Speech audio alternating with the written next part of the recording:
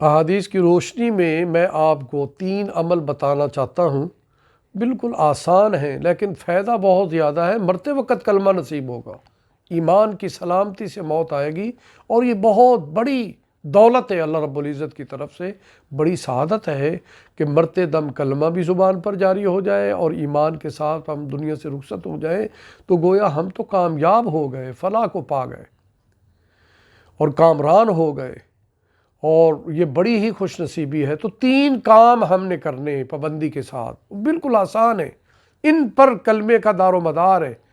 موت کے وقت کلمہ نصیب ہونا، 3 کام کریں، اور وہ کیا ہے؟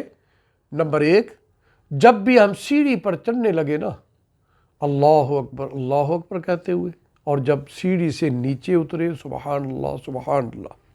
نمبر 1 کام۔ نمبر 2، جب بھی اذان ہو خاموشی سے اذان سنیں، جواب دیں، اذان کے بعد درود شریف پڑھیں، پھر اذان کے بعد والی دعا پڑھیں۔